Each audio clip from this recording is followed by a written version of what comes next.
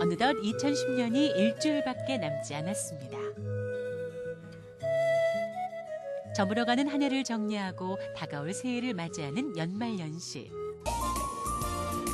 한 해 동안 수고한 당신에게 모처럼의 여유를 선물하고 싶다면, 그리고 올겨울 가족들에게 잊지 못할 추억을 안겨주고 싶다면 가족과 함께 여행을 떠나보는 것은 어떨까요?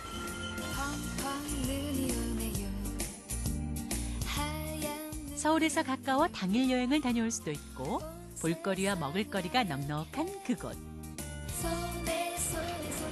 그리고 기차 여행의 낭만도 찾을 수 있는 춘천으로 말입니다.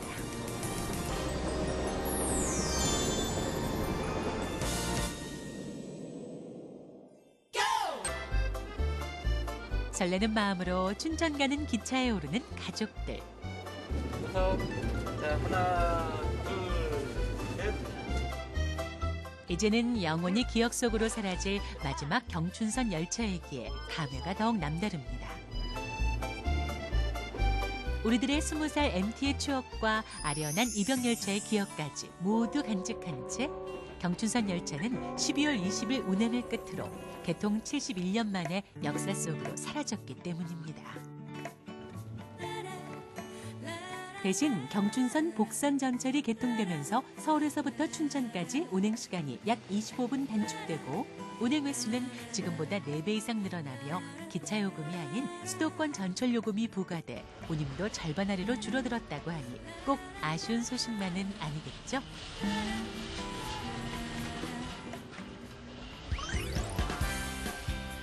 기차 여행의 즐거움은 뭐니 해도 간식. 네, 아파. 내가 할래, 내가 할래. 다시.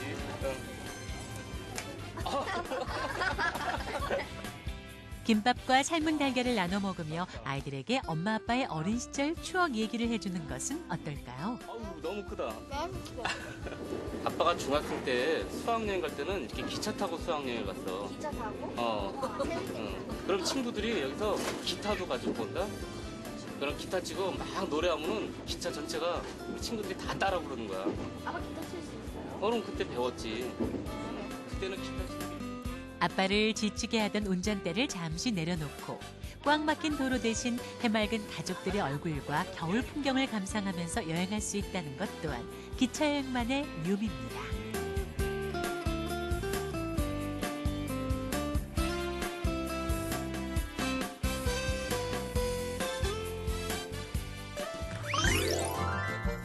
여기서 잠깐, 최근 철도청에서 다양한 관광 전용 열차도 선보이고 있는데요.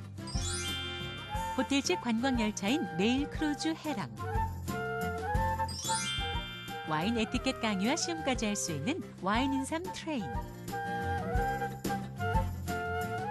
7080 인기 가수의 라이브 콘서트를 즐기며 여행하는 뮤직 트레인, 열차 내에서 피부 미용 등 문화 강좌를 들을 수 있는 줌마렐라 열차까지 철도청 홈페이지에 들어가면 연령과 취향에 따라 다양한 기차 여행을 선택할 수 있습니다. 그뿐만이 아닙니다. 매년 여름방학과 겨울방학 기간 중 만 25세 이하의 청소년들이 7일 동안 무제한 이용할 수 있는 내일로 티켓도 준비되어 있습니다.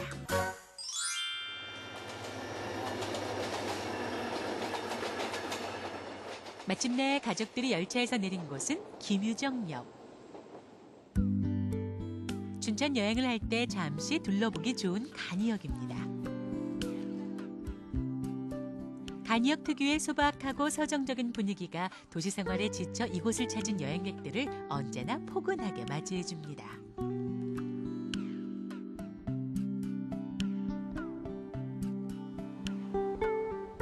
김유정역은 우리나라에서 최초로 사람의 이름을 따서 만들어진 역으로 봄봄, 동백꽃을 지은 소설가 김유정의 이름을 딴 역입니다.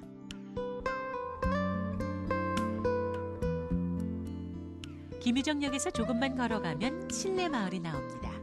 여기는 1930년대 한국문학의 산실로 불리는 작가 김유정의 고향인데요.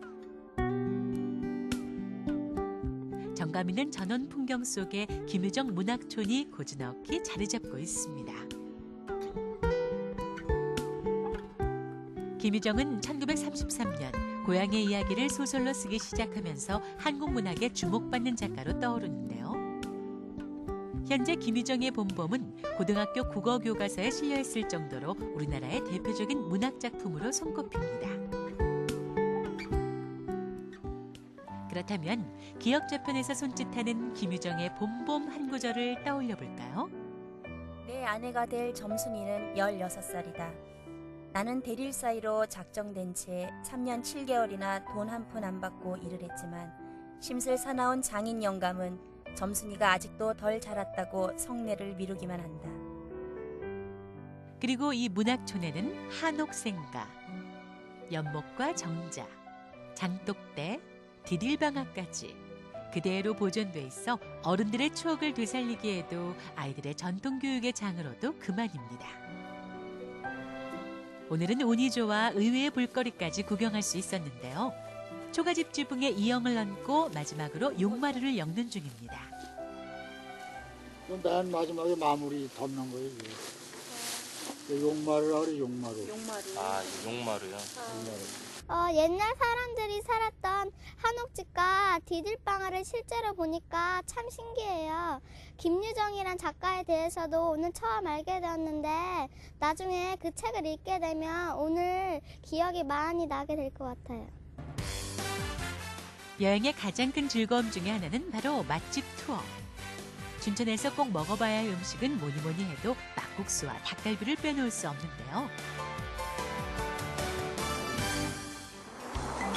김유정역 바로 맞은편에는 허름하게 보이지만 춘천의 소문난 맛집 중에 하나인 막국수집이 있습니다.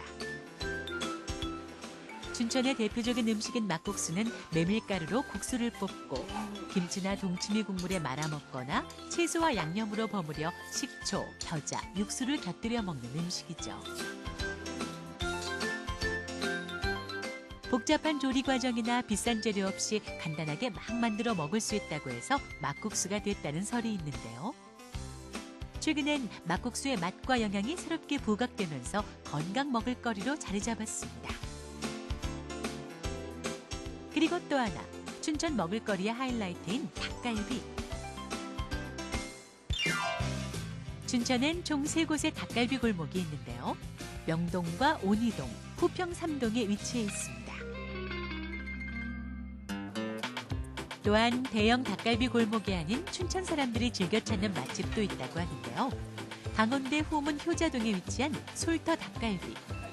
춘천 닭갈비의 원조가 됐다는 중앙로 2가의 원조 숯불 닭불고기집이 바로 그곳입니다. 관광객들이 아닌 춘천 사람들과 어깨를 나란히 하고 닭갈비를 먹고 싶다면 이곳을 찾아가 보는 것도 좋을 듯합니다. 든든하게 배를 채웠다면 다시 발걸음을 재촉할 차례입니다. 호반의 도시 춘천에 왔다면 소양호와 소양댐에 꼭 들러보는 것이 좋은데요. 소양댐은 동양 최대의 다목적 댐이며 이로 인해 만들어진 소양호는 내륙의 바다라고 불릴 만큼 넓고 수려한 경관을 자랑합니다. 그뿐만이 아닙니다. 소양호 선착장에서 청평사로 가는 배를 탈 수 있는데요. 아름다운 소양호를 감상하며 10분만 이동하면 청평사 선착장에 내릴 수 있습니다. 그리고 맑은 공기를 마시며 시원하고 아기자기한 계곡을 거슬러 올라가면 곧 청평사가 모습을 드러냅니다. 청평사는 고려시대의 절로 고려 광종 24년에 창건됐는데요. 절의 규모는 작지만 고려 정원 영지, 청평사 회전문, 3층 석탑 등 알찬 볼거리가 관광객들의 눈길을 사로잡습니다.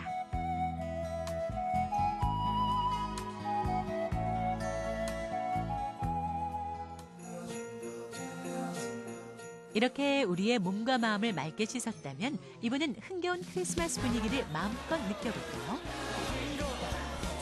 이곳은 서울 중구의 명동이 아닌 춘천의 명동입니다.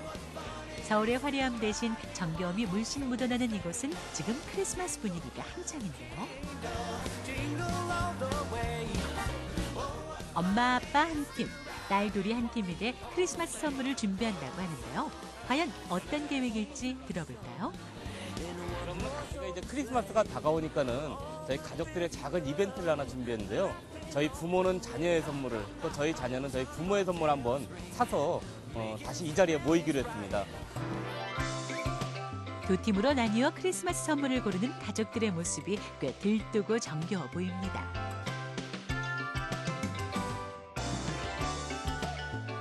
마침내 선물 고르기를 마친 가족들. 명동의 한 찻집에 마주 앉았습니다. 서로를 위해 과연 어떤 선물을 골랐을까요? 이게 뭐에 쓰는 거야? 핸드폰 여기다가 아빠 회사에서 이렇게 꽂아 이게 딱 아, 그래? 아빠가 한번 해봐요. 그럼 이렇게 해서 핸드폰을 여기다 두면 붙어? 네, 딱 붙어요. 우와, 아, 좋다. 엄마 거도. 아빠 사무실에서 쓰시면 아빠 이거 되겠다. 사무실 책상에 놔둘게 그럼. 네. 고마워. 네. 잘 쓸게. 자, 이거는 예은이 거 내년에 중학생 올라가니까는 이걸로 잘. 뭘까?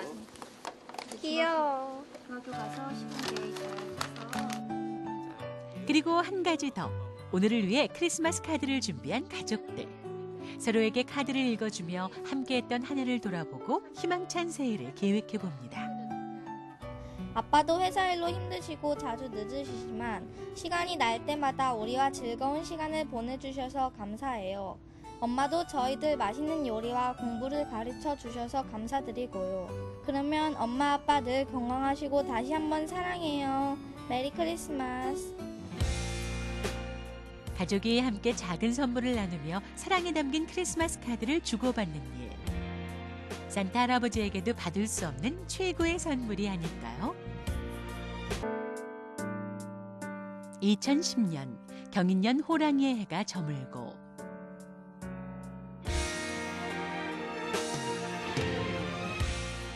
2011년 신묘년 토끼의 해가 다가오고 있습니다. 토끼는 예로부터 성장과 부유를 상징하며 토끼꿈도 길몽으로 꼽힌다고 하죠. 분주한 연말연시, 반가운 모임도 좋지만 가족들과 함께 한 해를 정리하고 새해를 맞이하는 시간을 가져보는 것은 어떨까요? 가족 모두 토끼가 상징하는 성장과 넉넉함을 꿈꿔보면서 말입니다. 2011년 모두에게 좋은 일만 가득하길 기원합니다.